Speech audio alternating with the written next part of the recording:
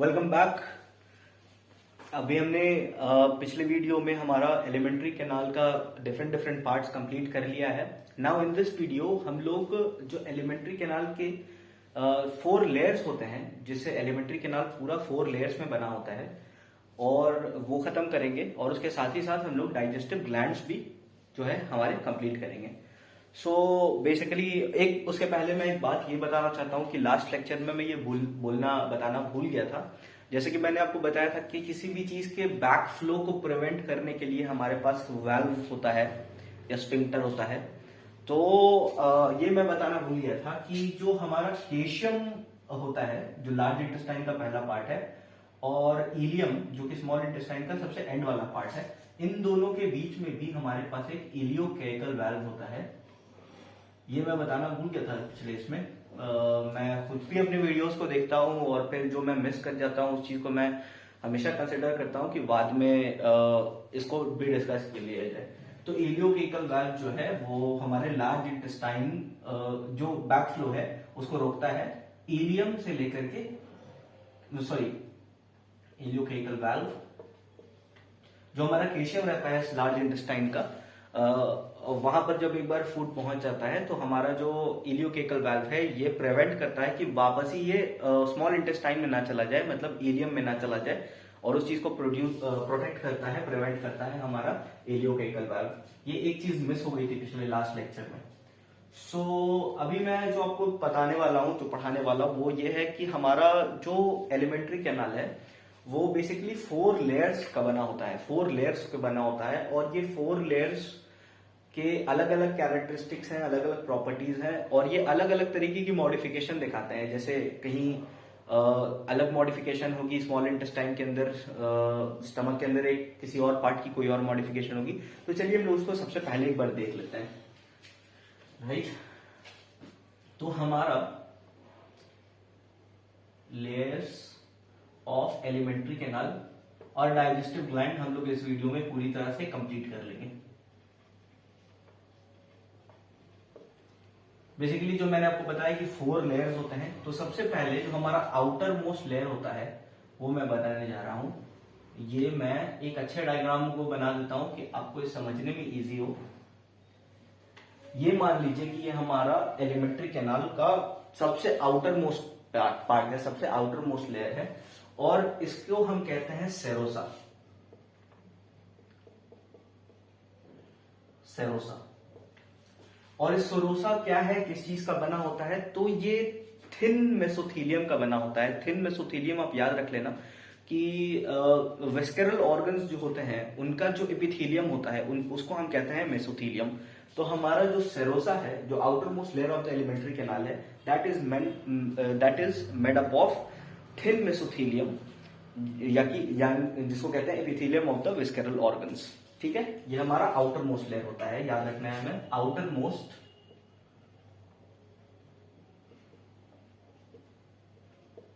Alimentary canal. और ये बना कैसे होता है? मेड अप ऑफ थिन मेसोथीलियम, इतना याद रखना है।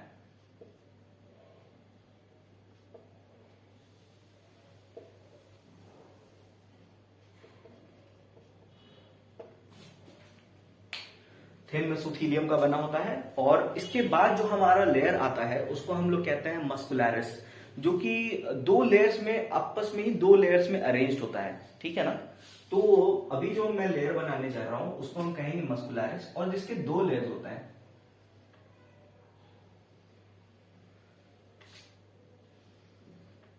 मान लीजिए कि ये है मेरा पूरा मस्कुलैरिस का लेयर, और मैंने जैसा कि बताया कि मस्कुलैरिस जो है वो 2 पार्ट्स में, हम 2 मस्कुलर लेयर में प्रेजेंट होता है। तो मैं एक और लेयर इसके विदिन ही बना दे रहा हूं। ठीक है, हमारा ये भी और ये भी, ये दोनों हमारा मस्कुलैरिस है। ठीक है, मस्कुलैरिस के बारे में खास ये चीज है कि मस्कुलैरिस जो है वो 2 लेयर्स में अरेंज्ड है, और इसका जो इनर होता है, इनर लेयर होता है, मतलब जो ये अंदर वाला लेयर है मस्कुलैरिस का, ये सर्कुलर अरेंज होता है, ये सर्कुलर अरेंज होता है। इनर लेयर सर्कुलर अरेंज्ड, ये वाला लेयर मैं ब्लैक इसमें dot dot dot dot dot dot dot dot dot कर रहा हूं, ये है हमारा inner layer of the muscularis, ये है हमारा outer layer of the muscularis. अगर मैं इसको एक और पेन से यूज करके बनाऊं तो मेरे हिसाब से आपको ज्यादा अच्छे से समझ में आ जाएगा ये। हाँ, तो ये आउटर लेयर है और ये इनर लेयर है, और ये जो आउटर लेयर है मैं इसको ऐसे बना दे रहा हूं, इसके अंदर मैं क्रॉस कर दे रहा हूं, ठीक है। आपको ये याद रखना है कि ये दोनों लेयर्स ही मस्कुलरिस के ही लेयर है, ये दोनों मस्कुलरिस ही के लेयर है। जो आउटर लेयर है इसका, जो ये आउटर लेयर है, आउटर लेयर है, ये लॉन्गिट्यूडिनल होता है, लॉन्गिट्यूडिनली अरेंज्ड होता है,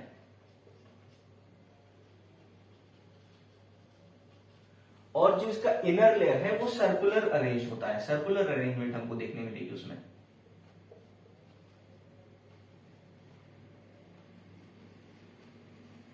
ये याद रखना बहुत जरूरी है कि कौन सा किस तरह से अरेंज होता है। सर्कुलर अरेंज होता है हमारा जो उसका इनर लेयर होता है, और जो outer layer, sorry, inner circular होता है, और जो आउटर लेयर अरेंज होता है वो उसकी अरेंजमेंट किस तरह से होती है, तो लॉन्गिट्यूडनल अरेंजमेंट होती है हमारी। एक कहीं कहीं पर, कहीं किसी किसी पार्ट्स में एक ऑब्लिक मसल लेयर भी प्रेजेंट होती है। मैं इसको इस तरह से बना दे रहा हूं, मान लीजिए कि एक ऑब्लिक मसल लेयर भी प्रेजेंट है, oblique muscle layer of muscularis. अभी आगे जाकर के हमको पता चलेगा कि ये अलग अलग लेयर जो है अलग अलग मॉडिफिकेशन दिखाते हैं अलग अलग पार्ट्स में। स्मॉल इंटेस्टाइन में अलग मॉडिफिकेशन होगी किसी अलग पार्ट की, स्टमक के अंदर कोई अलग मॉडिफिकेशन होगी, और बहुत ही इंपॉर्टेंट सेल्स भी कहीं कहीं पर होते हैं इनमें जो कि हेल्प करते हैं, जो कि सिक्रीट करते हैं, कुछ कुछ म्यूकस सिक्रीट होते हैं कई पार्ट्स में, जो कि डाइजेशन में बहुत ही हेल्पफुल होते हैं। इसके बाद जो हमारा लेयर आता है उस लेयर को हम कहते हैं सब म्यूकोसा, सब म्यूकोसल लेयर। ओके, इसके अंदर ये जो लेयर एक मैं बनाने जा रहा हूं, ये है हमारा सब म्यूकोसल लेयर, ठीक है। इसको मैं पूरा ऐसे कर देता हूं,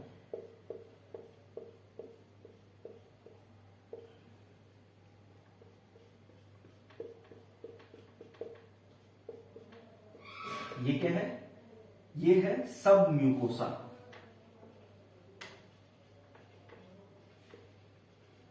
सब म्यूकोसा, अब सब म्यूकोसा के बारे में ये कहा है, सब म्यूकोसा बना किस चीज का होता है, तो ये लूज कनेक्टिव टिश्यू और ब्लड और लिम्फ से बना हुआ होता है। ब्लड और लिम्फ से बना क्या होता है, मतलब ब्लड एंड लिम्फ रहता है ट्रांजिट स्टेट में इसके अंदर। तो ये हमारा जो सब म्यूकोसा है ये क्या बना होता है, लूज कनेक्टिव टिश्यू से बना होता है और ब्लड और लिम्फ से बना होता है। तो अभी तक तीनों को मैं फिर से एक बार बता देता हूं। सेरोसा फर्स्ट जो लेयर है, जो आउटर मोस्ट लेयर है, वो थिन मेसोथेलियम से बना होता है, thin mesothelium. Serosa made up of thin mesothelium. Thin mesothelium क्या होता है, जो विस्केरल ऑर्गन्स होते हैं बॉडी के, उनका जो एपिथेलियम होता है, उनका जो आउटर मोस्ट एपिथेलियम होता है, उसी को हम कहते हैं मेसोथेलियम। तो हमारा जो सेरोसा है वो थिन मेसोथेलियम से बना होता है।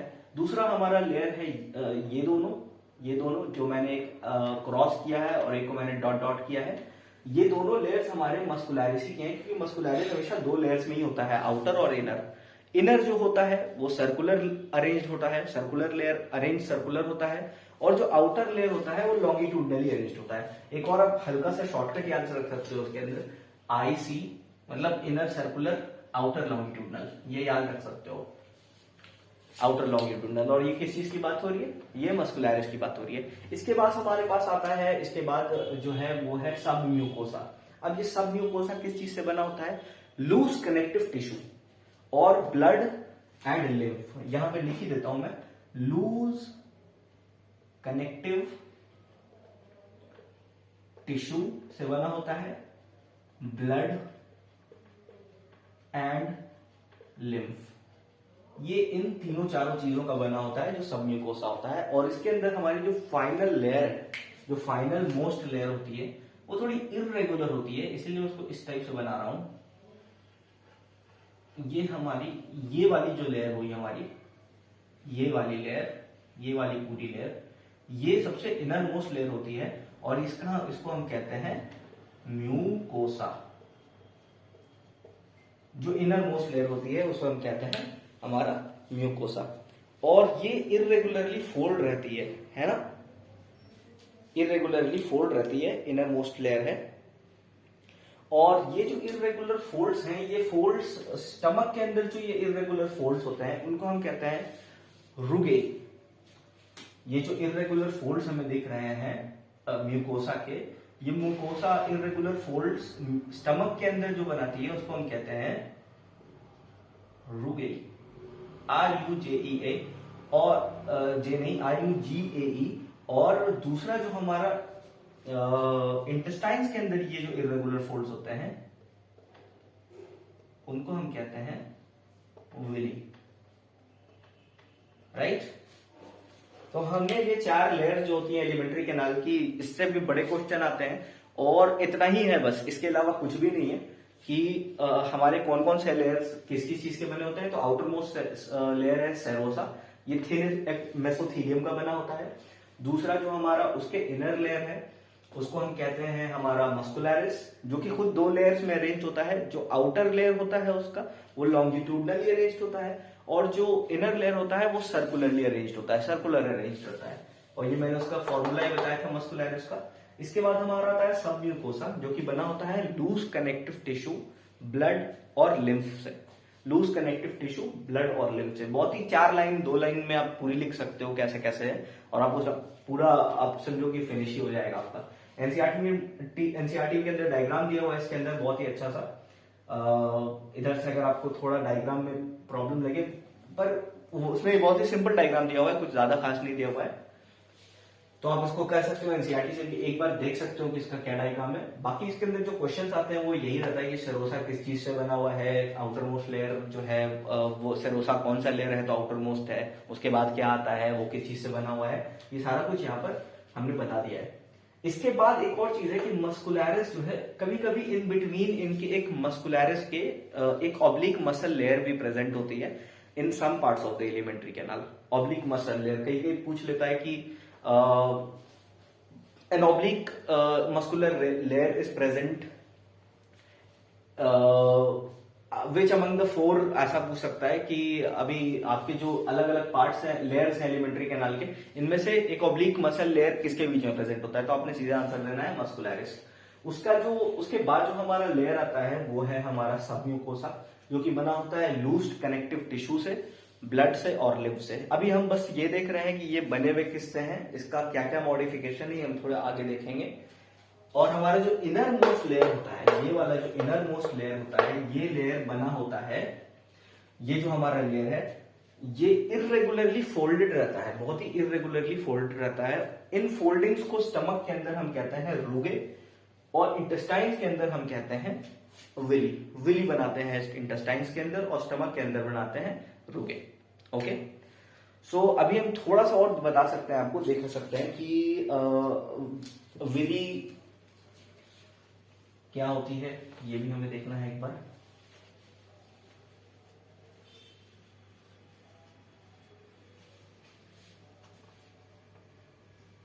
लिखा नहीं था आपने तो आप एक बार थोड़ा पीछे जाकर के स्क्रीनशॉट ले सकते हो और उसके फिर लिख सकते हो, या फिर 2 वीडियो पॉज करके भी आप इसको लिख सकते हो। तो अभी हमने जो पढ़ना है वो है कि जो विली है हमारा इंटेस्टाइन्स के अंदर, जो विली बनता है, जो हमारा इनर मोस्ट लेयर है क्या mucosa, the inner most layer, वो विली बनाता है इंटेस्टाइन्स के अंदर। और इन विली का स्ट्रक्चर क्या होता है और क्या क्या कंपोनेंट्स होते हैं उसके अंदर, तो इरेगुलर फोल्ड्स रहते हैं इस तरह, ठीक है। ये एक जो फोल्ड दिख रहा है आपको, इसी को हम कहते हैं विली। और ये कहां रहता है, कहां होता है ये विली, इंटेस्टाइन्स के अंदर। और ये विली कौन बनाता है, जो इनर मोस्ट लेयर है ना, जो इनर मोस्ट लेयर है इसको क्या कहते हैं, म्यूकोसा। म्यूकोसा जो है इरेगुलर फोल्ड्स बनाता है इंटेस्टाइन के अंदर, जिसको हम कहते हैं विली। ऐसे दिखते हैं विली।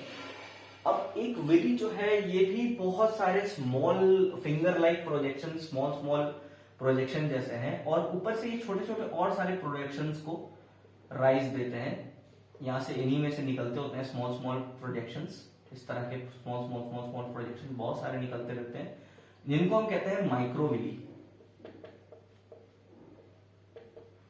माइक्रोविली इतने छोटे छोटे प्रोजेक्शंस होते हैं, इतने छोटे छोटे प्रोजेक्शंस बहुत सारे होते हैं कि एक ब्रश बॉर्डर अपीयरेंस मिलता है, एक ब्रश बॉर्डर अपीयरेंस मिलता है due to microvilli, right. Brush border appearance मिलता है। अभी आप ये बताइए कि ये छोटे छोटे इनका फंक्शन क्या है। तो बहुत ही सिंपल सा इनका फंक्शन है कि जब छोटे छोटे कर करके ये बहुत ज्यादा सरफेस एरिया बढ़ा देते हैं तो अब्जॉर्प्शन ज्यादा होता है, इसकी वजह से ये छोटे छोटे प्रोजेक्शंस बड़ा काम आते हैं, ब्रश बॉर्डर अपीयरेंस जो कि देते हैं, ठीक है। अभी एक विली के अंदर मैं बताऊं आपको तो क्या क्या होता है, ज्यादा कुछ नहीं, एक लार्ज लिम्फेटिक वेसल होता है। हमारे बॉडी में एक लिम्फेटिक सिस्टम भी है, ये भी हम डिस्कस करेंगे जैसे जैसे हमारी रिक्वायरमेंट होगी जो जिस चैप्टर की।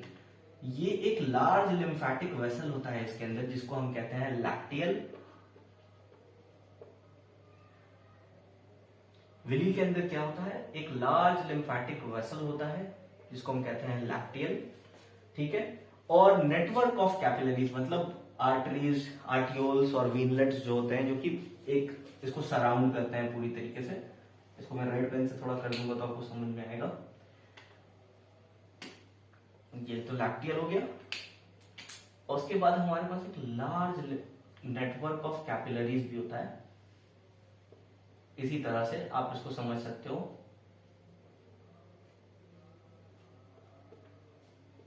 कैपिलरीज। तो कुल मिलाकर के आप समझ गए कि विलीज के अंदर क्या क्या होता है। तो एक लार्ज लिम्फेटिक वेसल होता है जिसको हम लैक्टियल कहते हैं, और नेटवर्क ऑफ कैपिलरीज होता है, राइट, समझ गए, ओके। अब ये जो म्यूकोसल एपिथेलियम होता है, म्यूकोसल एपिथेलियम होता है हमारा, जो म्यूकोसल एपिथेलियम तो आप समझ ही रहोगे। म्यूकोसा का जो हमारा जो लेयर है उसमें कई जगह पर ना गॉबलेट सेल्स होते हैं, goblet cells. The mucosal epithelium जो हमारा होता है वो गॉबलेट सेल्स होते हैं उसके अंदर, जो कि म्यूकस सिक्रीट करता है। म्यूकोसल एपिथेलियम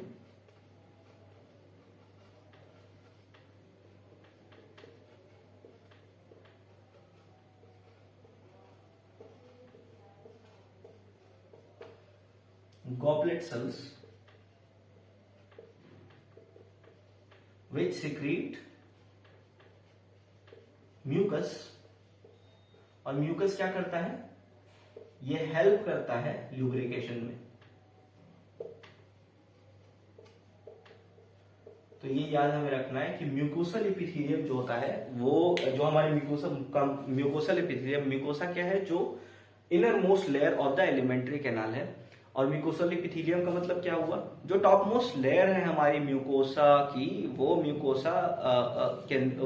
म्यूकोसल एपिथेलियम कहलाता है। और उसमें बहुत सारे गॉबलेट सेल्स होते हैं जो कि म्यूकस रिलीज करते हैं। तो आप ऐसा मान सकते हो कि जब भी फूड पास हो रहा है हमारे, ऑब्वियसली जब हमारा फूड पास हो रहा है एलिमेंट्री कैनाल में, तो वो इनर मोस्ट जो लेयर होगी उसके ही टच में रहेगा, उसके ही कॉन्टैक्ट में रहेगा।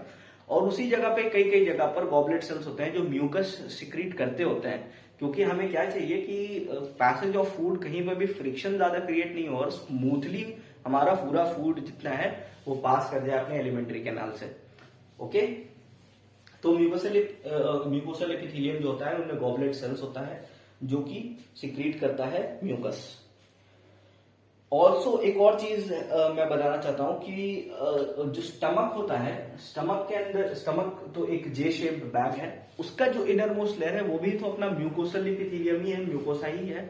उसमें क्या होता है कि वहां पर बहुत सारे गैस्ट्रिक ग्लैंड्स प्रेजेंट होते हैं, बहुत सारे गैस्ट्रिक ग्लैंड्स हमारे प्रेजेंट होते हैं।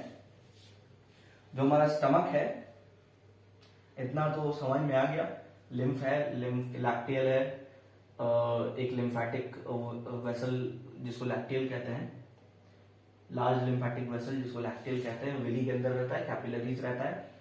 और इसके आगे जो है वो मैं बता रहा था कि म्यूकोसा जो है, म्यूकोसा इनसाइड द स्टमक, मतलब जो स्टमक का इनर मोस्ट लेयर है उसमें बहुत सारे गैस्ट्रिक ग्लैंड भी होता है। आप ऐसा भी समझ सकते हो कि म्यूकोसा या म्यूकोसल एपिथेलियम, ये सिर्फ म्यूकोसा या म्यूकोसल एपिथेलियम लिखा हुआ है तो उस चीज की बात हो रही है जो इनर मोस्ट है। जिससे फूड कांटेक्ट में है। तो अभी मैंने बताया कि जो स्टमक है हमारा, जैसे ये हमारा स्टमक है,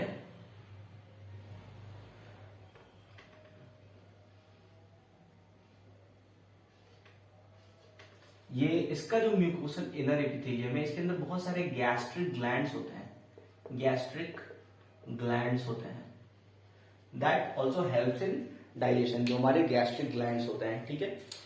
अब mucosa of the epithelium, sorry, हमारा जो विली का लास्ट डायग्राम हमने बनाया था, वो हमें फिर से एक बार देखना पड़ेगा शायद। ये हमारा विली का हमने डायग्राम बनाया था,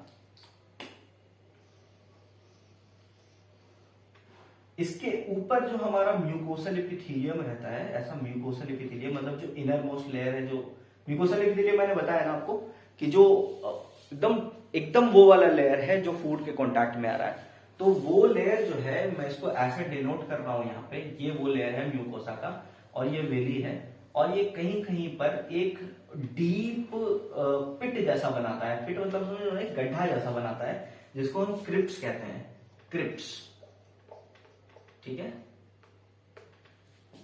जो म्यूकोसा है मतलब जो इनर मोस्ट लेयर है जो कांटेक्ट में रहता है फूड के, वो लेयर कहीं कहीं पर विली के अंदर जाकर अंदर काफी लंबा गहरा पिट, गड्ढा जैसा बनाता है, जिसको हम कहते हैं क्रिप्ट्स, और क्रिप्ट्स कहते हैं इनको।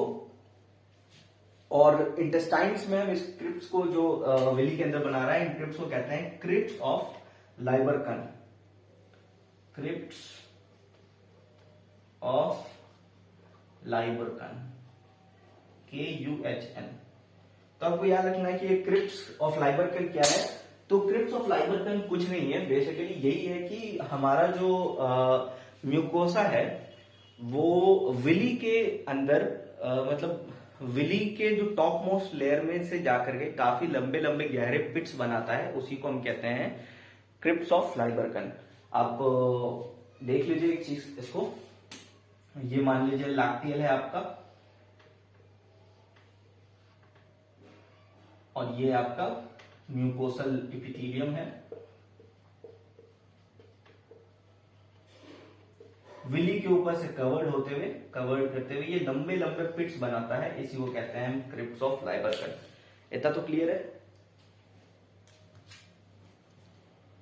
और इसी के साथ मैं ये बताना चाहता हूं कि different layers of the alimentary canal show different sort of modification, अलग अलग पार्ट्स में बहुत अलग अलग मॉडिफिकेशन दिखाते हैं, अलग अलग सेल्स की प्रेजेंस होती है। जैसे कि अभी आपने देख लिया होगा कि स्टमक के अंदर जो हमारा म्यूकोसा है वो इरेगुलर फोल्ड्स बनाता है, एक अलग तरह के, जिनको हम रूगे कहते हैं।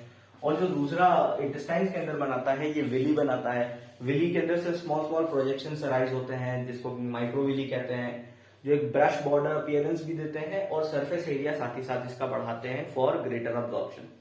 ओके, सो अभी हमने एलिमेंट्री कैनाल के 4 लेयर्स तो कर लिए हैं। एनसीईआरटी के अंदर आपके इतना दिया हुआ है, इसके अंदर मेरे हिसाब से इससे ज्यादा क्वेश्चंस कभी आते नहीं है उतना, मतलब जितना पढ़ा है उससे आएंगे क्वेश्चंस, तो आ ही सकते हैं, जितना इसमें डाला गया है उतना ही में क्वेश्चन आएंगे। क्रिप्ट्स ऑफ लाइबरकन आपको याद रखना है कि जो म्यूकोसल एपिथेलियम है वो इंटेस्टाइन्स के अंदर विली होता है, उनके अंदर काफी लंबा लंबा पिट्स बनाता है, बड़े बड़े पिट्स बनाता है, गड्ढे बनाता है, और इन गड्ढों को कहते हैं crypts of Lieberkuhn. Okay, now moving ahead हम लोग डाइजेस्टिव ग्लैंड्स पढ़ेंगे। डाइजेस्टिव ग्लैंड्स भी बहुत ही इंटरेस्टिंग, बहुत ही इजी और बहुत ही इंटरेस्टिंग है। तो डाइजेस्टिव ग्लैंड्स हमारे यहाँ बॉडी के अंदर जो होते हैं, डाइजेस्टिव ग्लैंड्स बेसिकली 1 2 3 4 है। नंबर 1 पे तो हमारा आ गया आपका सैलिवरी ग्लैंड, मैं यहाँ पे इसका हेडिंग डाल देता हूँ डाइजेस्टिव ग्लैंड्स। आप वो समझ सकते हो कि वो आपका एक पार्ट कंप्लीट हो गया पूरा, जो आपका 4 layers of the alimentary canal है, that can be considered to be 1 part as a whole.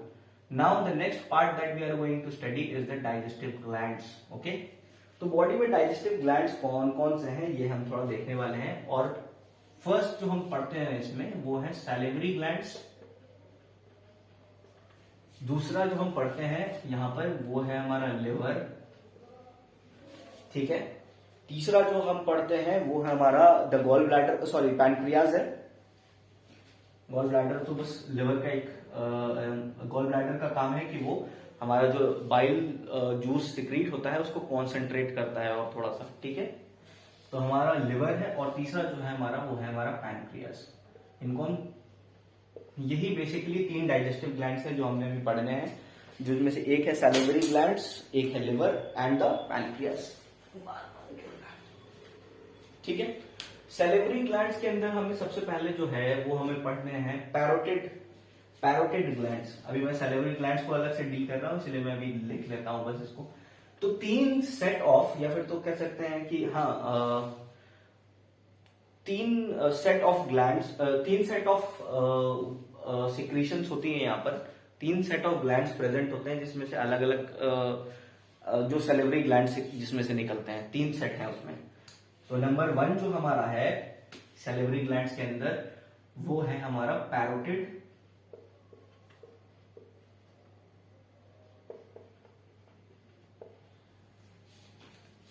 Okay. Parotid glands जो है हमारे क्या है, हमारे चीक, आप जो जानते हैं कि दोनों साइड में प्रेजेंट है। हमारे जो 2 गाल हैं हमारे यहां से सीक्रीट होते हैं। इसके बाद हमारे जो आते हैं वो है हमारा सब मैंडिबुलर ग्लैंड, और इसी को सब मैक्सिलरी ग्लैंड भी कहते हैं,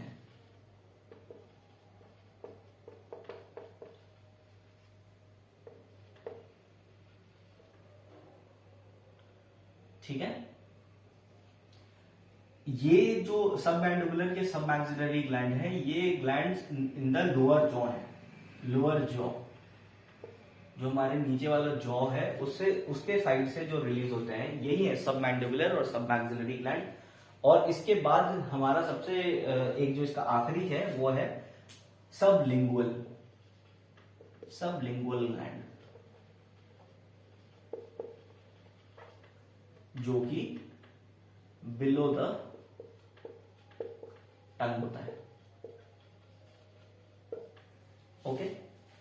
तो ये 3 सेट ऑफ ग्लैंड्स हैं जो सैलिवरी ग्लैंड्स के अंदर आते हैं। पैरोटिड ग्लैंड्स जो कि दोनों साइड हमारे चीक में होते हैं, सब मैंडिबुलर ग्लैंड जो कि लोअर जॉ से सीक्रेट होते हैं, और सब लिंगुअल ग्लैंड जो कि बिलो द टंग से सीक्रेट होते हैं। ये तीनों gland outside buccal cavity located होते हैं। मैं लिख देता हूं पहले, नंबर 1 है ये, नंबर 2 है ये, और नंबर 3 है ये। Located outside the buccal cavity,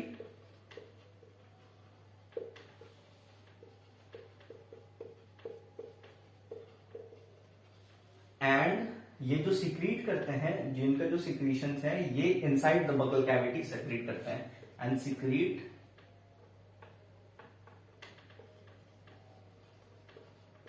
inside buccal cavity.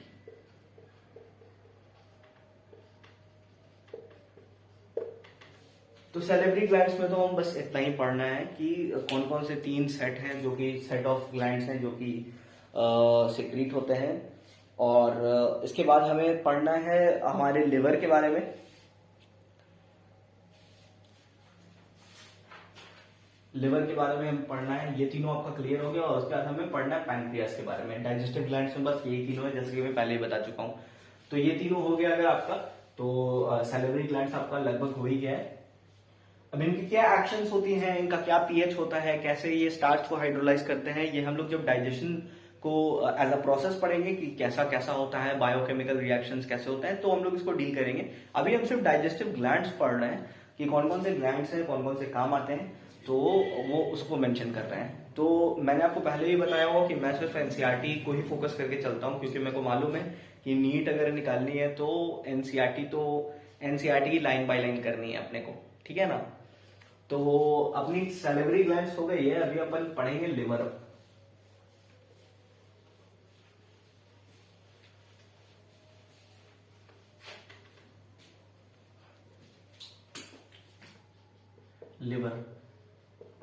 Liver बहुत ही इंटरेस्टिंग ग्लैंड है अपने बॉडी में, और ये लार्जेस्ट, बहुत सारे लोग वैसा कह देते हैं कि liver is an organ, but it is not an organ. आप याद रखना कि लिवर हमारे बॉडी का सबसे लार्जेस्ट ग्लैंड है, जो कि बाइल से जूस सिक्रेट करता है। और लिवर जो है हमारा ये लार्जेस्ट ग्लैंड है। ये आप हमेशा याद रखोगे कि ये ग्लैंड ही नहीं, ये लार्जेस्ट ग्लैंड है, सबसे बड़ा ग्लैंड है हमारी बॉडी का। इसका वजन जो होता है, मतलब इसका जो वेट होता है 1.2 to 1.5 kg होता है ऑन एवरेज। ठीक है, इतना तो क्लियर है। अब हमारा जो लिवर है ना, ये लिवर का स्ट्रक्चरल एंड फंक्शनल यूनिट, जैसे बॉडी का स्ट्रक्चरल एंड फंक्शनल यूनिट हमारे सेल्स हैं, उसी तरीके से जो लिवर है हमारा, उसका स्ट्रक्चरल एंड फंक्शनल यूनिट जो है उसे हम कहते हैं hepatic lobule. Hepatic lobule is the structural and functional unit of the liver। ठीक है, और ये हेपेटिक लोब्यूल बना किस चीज से होता है? हेपेटिक लोब्यूल बना होता है made up of hepatic sales.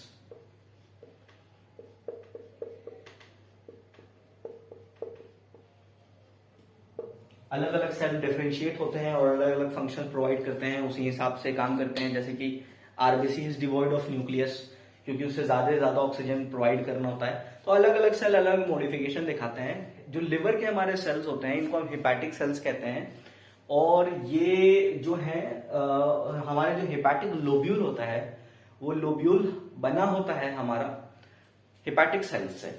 ये हेपेटिक लोब्यूल जो है, इनकी अरेंजमेंट के बारे में भी एनसीईआरटी में दिया हुआ है। हेपेटिक लोब्यूल के अरेंजमेंट के बारे में भी दिया हुआ है। और ये हेपेटिक लोब्यूल जो है ये अरेंज्ड होते हैं in the form of cord.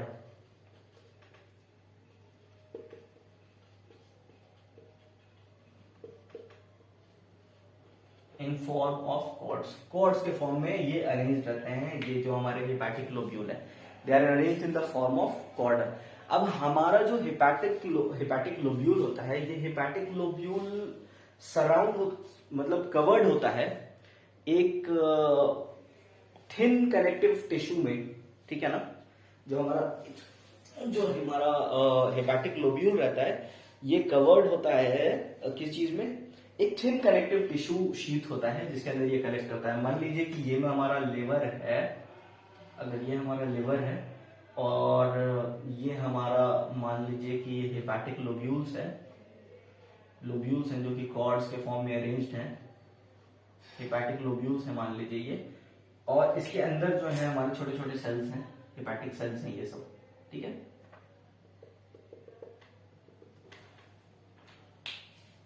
तो एक हेपेटिक लोब्यूल जो है ये कवर्ड होता है, covered in a thin tissue,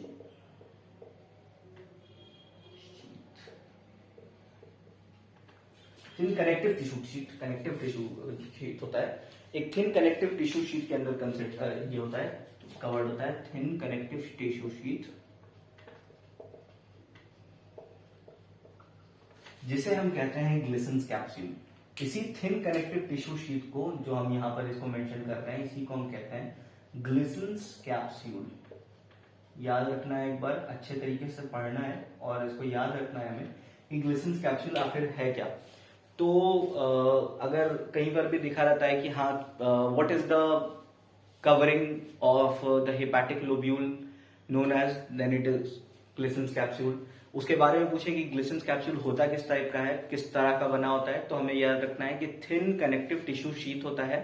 किस चीज को कवर करता है? तो हेपेटिक लोब्यूल्स को कवर करता है। हेपेटिक लोब्यूल्स क्या होते हैं? तो हेपेटिक सेल्स के बने हुए, आप बहुत सारे सेल्स के बने हुए एक हेपेटिक लोब्यूल तैयार होते हैं, जो कि कॉर्ड्स के फॉर्म में अरेंज रहता है, जो यहाँ पे मैंने कॉर्ड्स के फॉर्म में अरेंज करके दिखाया है। ठीक है, अगर हाँ ठीक है, कोई नहीं, मैं दिखा देता हूँ एक बारी।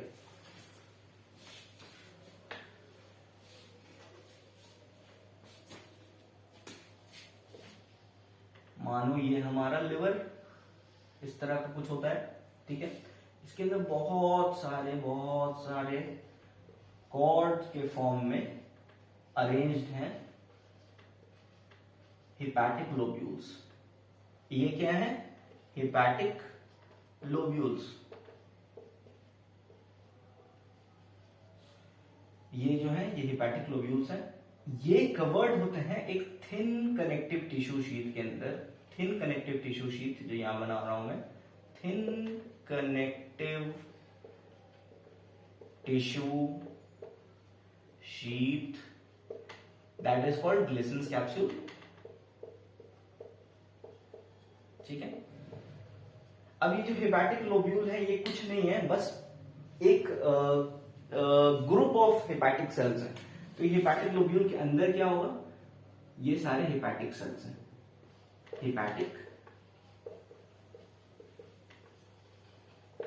हेपेटिक सेल्स हैं, राइट। तो इसी तरह की अरेंजमेंट होती है हेपेटिक सेल्स की। ठीक है। हमारा जो गॉल ब्लैडर है वो क्या करता है कि गॉल ब्लैडर हमारा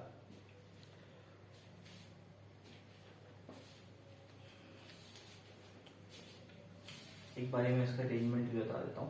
हमारा लिवर लोकेटेड कहां पर है, ये भी याद रखना है हमें कि जस्ट बिलो द डायफ्राम, जो हमारा जस्ट बिलो द डायफ्राम है, liver is located just below the diaphragm. एक चीज ये भी इंपॉर्टेंट पॉइंट याद रखनी है हमें इसके बारे में कि liver is located just below the diaphragm. Liver is located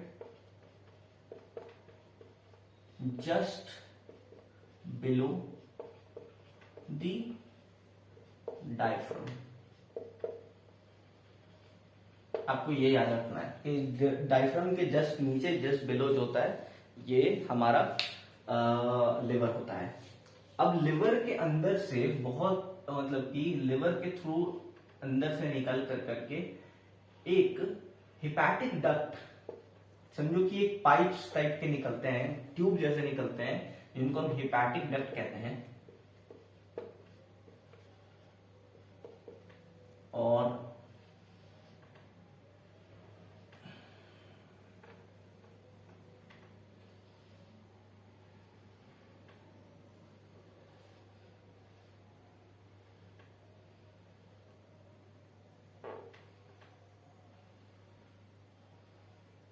hepatic duct जो कि बाइल, जो भी सिक्रीशंस होती हैं लिवर की, हेपेटिक डक्ट उसको कैरी करते हैं और फाइनली वो गोल ब्लैडर में जाकर के जमा होते हैं, जाकर के वो जाके क्या होते हैं, स्टोर होते हैं और कॉन्सेंट्रेट होते हैं।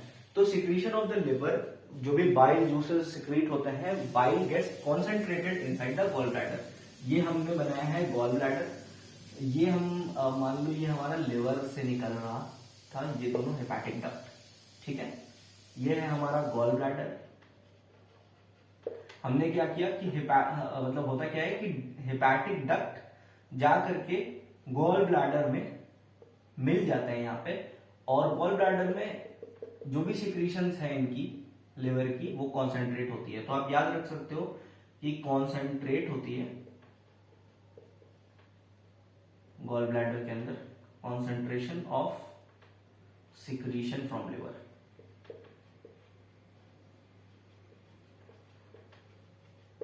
जो भी सिक्रीशन होती है लिवर की वो जाके कॉन्सेंट्रेट होती है गॉल ब्लैडर में। अब लिवर से हमारे दो जो डक्ट हैं वो निकल करके नीचे आते हैं और बाद में गॉल ब्लैडर के डक्ट से मिल जाते हैं। ठीक है। और ये जो गॉल ब्लैडर का डक्ट है इसे ही हम कहते हैं सिस्टिक डक्ट। ये लिवर से निकलने वाले डक्ट्स और ये गॉल ब्लैडर से निकलने वाला डक्ट। जो गॉल ब्लैडर से निकलने वाला डक्ट है इसे हम कहते हैं सिस्टिक डक्ट। ठीक है। अब ये जो सिस्टिक डक्ट और हेपेटिक डक्ट दोनों एक जगह पर आप देख रहे होंगे कि आकर के कन्वर्ज हो जा रहे हैं। ये सिस्टिक डक्ट में इधर लिख लेता हूं थोड़ा, सिस्टिक डक्ट। आप ये देख रहे होंगे कि ये दोनों जाकर के एक जगह पर कन्वर्ज हो जाते हैं और बिल्कुल ऐसा ही होता है। और ये जो कन्वर्ज जहां पर होते हैं इसको ही हम कन्वर्ज होने के बाद इनको हम कहते हैं, एक ही डक्ट बन जाता है दोनों कन्वर्ज होकर करके, और इसको हम कहते हैं common bile duct. Common bile duct. ठीक है। तो याद रखना कि गॉल ब्लैडर से एक डक्ट निकला और लिवर से डक्ट निकले और दोनों एक जगह पर कन्वर्ज हो गए और एक डक्ट बन गया जिसको कहते हैं कॉमन बाइल डक्ट। अब ये कॉमन बाइल डक्ट जो है, ये कॉमन बाइल डक्ट जो है ये फिर से जाकर करके एक डक्ट में कन्वर्ज करता है, मतलब मिलता है, और उसे हम कहते हैं हेपाटोपैंक्रियाटिक डक्ट, अभी इसको हटा दे रहा हूं, अब याद रख लेना। गॉल ब्लैडर में कॉन्सेंट्रेशन होता है, सिक्रीशन ऑफ लिवर का कॉन्सेंट्रेशन कहां पर होता है, वो गॉल ब्लैडर में होता है। तो ये हमारा डिओडेनम हमने बनाया, और यहां पर एक leaf like pancreas available present है, ठीक है। यहां पर जो ये पैनक्रियाज है, ये हमारे पैनक्रियाज है। पैनक्रियाज में भी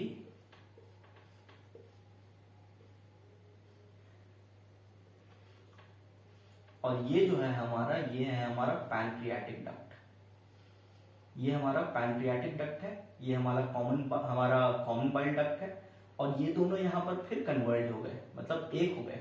तो ये पैनक्रियाटिक डक्ट था जो पैनक्रियाज के अंदर से निकल रहा था। पैनक्रियाज का भी बहुत बड़ा रोल है अल्कलाइन पैनक्रियाटिक जूस सिक्रीट करने में। वैसे पैनक्रियाट का दो पोर्शन होता है, मतलब एक्सोक्राइन पोर्शन भी होता है और इंडोक्राइन पोर्शन भी होता है। इंडोक्राइन पोर्शन जब हम लोग केमिकल कोऑर्डिनेशन इंटीग्रेशन पढ़ेंगे तो हम लोग पता कर लेंगे ये क्या होता है। पैनक्रियाज का इंडोक्राइन पोर्शन, जिसमें से इंसुलिन और ग्लूकागॉन निकलते हैं, डाइजेशन में उनका कुछ ऐसा खास रोल है नहीं। तो हम अभी जो पढ़ने वाले हैं वो है एक्सोक्राइन पैनक्रियाज, जो कि अल्कलाइन पैनक्रियाटिक जूस रिलीज करता है।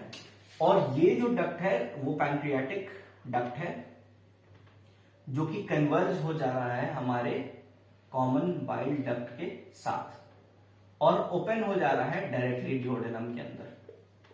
मैंने जब डिओडेनम पढ़ा रहा था तो मैंने एक बार हल्का सा हिंट भी दिया होगा कि डिओडेनम के पास ही पैनक्रियाज होता है। तो आप यहां पर एक चीज देख लो कि बहुत ही सिंपल सी चीज है कि जो हमारा कॉमन बाइल डक्ट है, जो कि सिस्टिक डक्ट और हेपाटिक डक्ट के कॉम्बिनेशन से बना है, वो फिर से एक बार जाकर पैनक्रियाटिक डक्ट में मिल जाता है, जो पैनक्रियाज का डक्ट है उसमें मिल जाता है। और इस डक्ट को हम कहते हैं, थोड़ा क्लियर अगर हम इसको बना लें तो ऐसा टाइप का कुछ होता है। ये पैनक्रियाटिक डक्ट है, हाँ,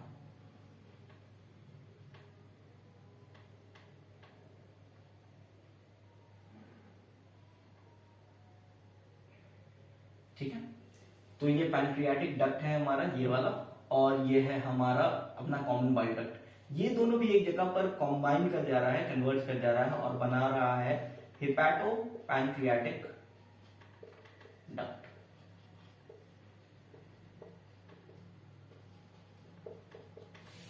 ठीक है। और ये पूरा जो हेपाटोपैनक्रियाटिक डक्ट है, जिसमें बाइल है, concentrated bile from the gall bladder है, और जो पैनक्रियाटिक जूस है अल्कलाइन, ये सब मिलकर के एक ही जगह पर डिओडेनम में ओपन हो जा रहा है। यहाँ पर डिओडेनम में ओपन हो जा रहा है, और इस चीज के बैक फ्लो को रोकने के लिए हमारे पास एक स्फिंक्टर होता है। जैसा कि मैंने पहले बताया, बैक फ्लो रोकने के लिए होता है स्फिंक्टर। तो हेपाटोपैनक्रियाटिक डक्ट की जो ओपनिंग होती है अपनी गॉल ब्लैडर के अंदर, इस चीज को रोकने के लिए जो स्फिंक्टर होता है, इसका बैकफ्लो ना हो, इसको रोकने के लिए जो स्फिंक्टर होता है, उसे हम कहते हैं स्फिंक्टर ऑफ ऑडी।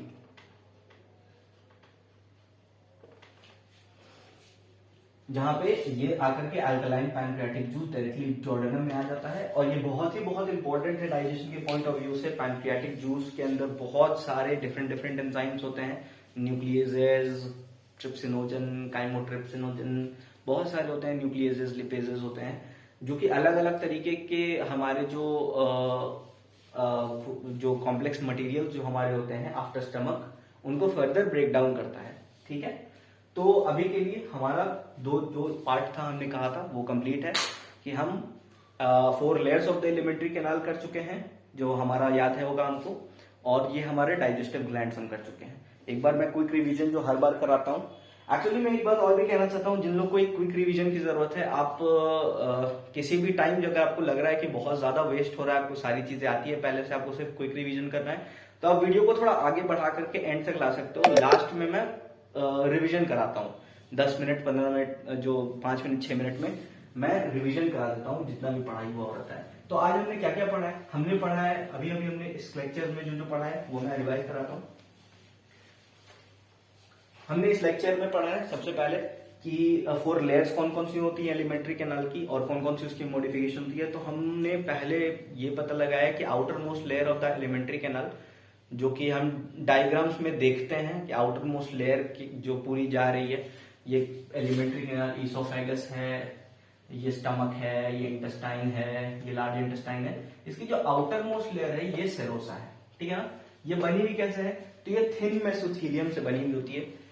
थिन मेसोथीलियम आप समझ रहे हो कि पतली मेसोथीलियम से बनी होती है, थिन मेसोथीलियम की बनी हुई होती है, ठीक है। इसको हम कहते हैं सेरोसा।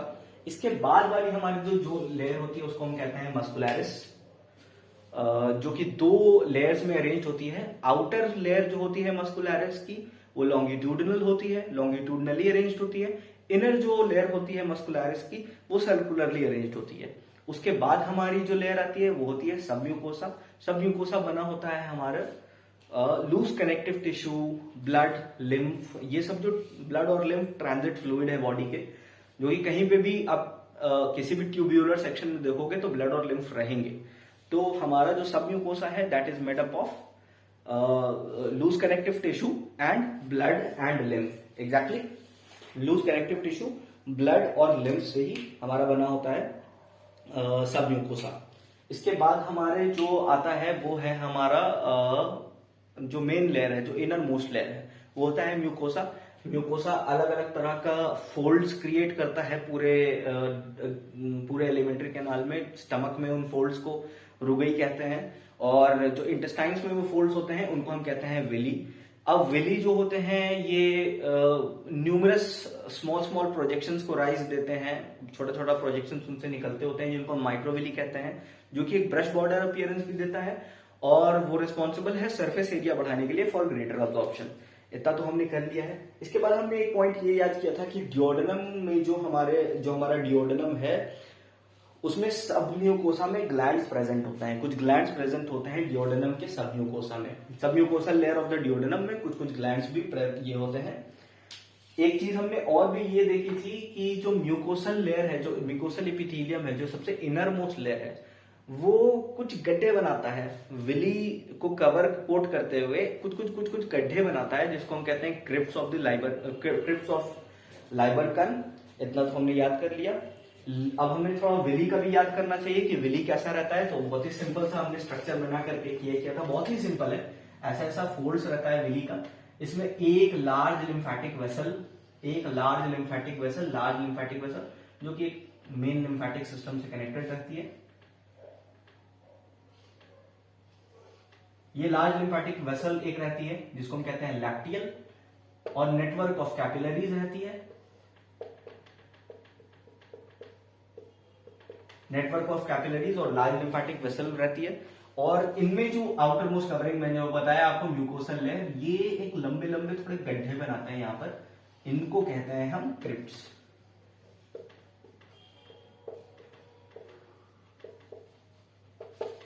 ठीक है, इतना तो हमने सीख लिया। उसके बाद हमने ये भी देखा था कि mucosal epithelium has goblet cells which secrete mucus. ये तो हमने देखा था। म्यूकोसल एपिथेलियम में कहीं कहीं पर गॉबलेट सेल्स भी रहते हैं इंटेस्टाइन्स में, जो कि म्यूकस सिक्रीट करता है, और lubrication of the food matter की इजिली पास हो जाए, कोई फ्रिक्शन ना हो।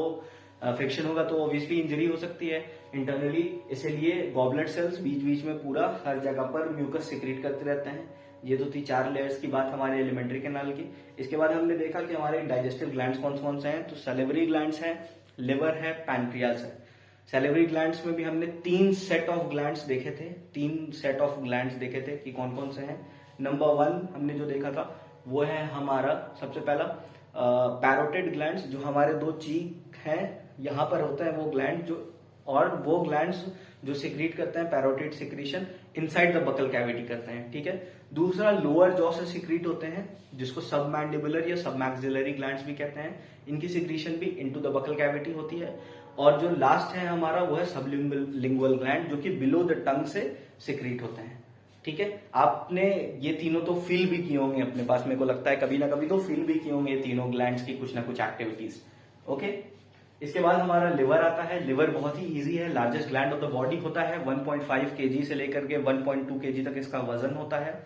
और ये डायफ्रम जो है उसके जस्ट बिलो लोकेटेड रहता है लिवर। हमारा जो डायफ्रम है उसके जस्ट बिलो रहता है हमारा लिवर। लिवर का स्ट्रक्चरल एंड फंक्शनल यूनिट जो है वो क्या होता है, वो होता है हेपेटिक लोब्यूल। हेपाटिक लोब्यूल कुछ नहीं है, बस एक कलेक्शन ऑफ, एक ग्रुप ऑफ हेपाटिक सेल्स है। ये हेपाटिक लोब्यूल जो होता है एक थिन टिश्यू शीथ में, कनेक्टिव टिश्यू शीथ में कवर्ड होता है। हेपाटिक लोब्यूल किस में कवर्ड होता है? थिन टिश्यू शीथ में कवर्ड होता है, जिसको हम कहते हैं ग्लिसन्स कैप्सूल। इतना तो आपने याद कर लिया होगा, ठीक है। इसके बाद ये है कि हमारा जो हेपाटिक डक्ट होता है, जो डक्ट्स निकलते हैं हमारे लिवर से, जो हमारे डक्ट्स निकलते हैं लिवर से, वो जाकर के कन्वर्ज कर जाते हैं उस डक्ट के साथ जो गोल ब्लैडर से निकलता है, जिसको हम लोग सिस्टिक डक्ट कहते हैं। तो हम ये चीज याद रख सकते हैं कि हेपाटिक डक्ट और सिस्टिक डक्ट दोनों एक जगह पे कन्वर्ज कर करके कॉमन बाइल डक्ट बनाते हैं। इसके बाद आता है हमारा नंबर पैनक्रियाज का। पैनक्रियाज में हमने जान लिया था कि दो पार्ट होते हैं पैनक्रियाज के, एक्सोक्राइन पैनक्रियाज और इंडोक्राइन पैनक्रियाज। इंडोक्राइन पैनक्रियाज तो इंसुलिन और ग्लूकागॉन सिक्रीट करता है, जो कि हॉर्मोन्स हैं, और वो हम लोग बाद में पढ़ेंगे। और एक्सोक्राइन पैनक्रियाज जो है वो अल्कलाइन पैनक्रियाटिक जूस रिलीज करता है। अभी ये पैनक्रियाज का जो पैनक्रियाटिक डक्ट होता है वो कॉमन बाइल डक्ट के साथ मिल जाता है, जुड़ जाता है एक जगह पर, और जुड़ कर करके वो एक कॉमन डक्ट सारा सिक्रीशन डिओडेनम के अंदर रिलीज करता है। उस कॉमन डक्ट को, जो कि कॉमन बाइल डक्ट और पैनक्रियाटिक डक्ट से मिलके बनता है, कि कन्वर्ज होने से एक कॉमन डक्ट बनता है, उसको हम कहते हैं हेपाटोपैनक्रियाटिक डक्ट। और यहाँ पर वो डक्ट जो है डिओडेनम में ओपन हो जाता है, वो उसका सिक्रीशन वापस ना चला जाए प्रिवेंट करने के लिए बैक फ्लो को, वहां पर स्फिंक्टर ऑफ ओडाई होता है, जो कि गार्ड करता है हेपाटोपैनक्रियाटिक डक्ट को, स्फिंक्टर ऑफ ओडाई। आपने ये याद रखना है। तो इसी के साथ मेरा ये दूसरा पार्ट भी हमारे डाइजेशन का ये कंप्लीट हो गया है। इसके बाद हमें जो पढ़ना है वो है डाइजेशन ऑफ फूड, जो केमिकल एक्टिविटीज होती हैं वो सब हमें देखना है। हमें activity of the pancreatic juice भी देखना है अच्छे तरीके से। एक सीरीज ऑफ बहुत सारे केमिकल रिएक्शंस होंगे जो हम लोग नेक्स्ट क्लास में याद करेंगे अच्छे से।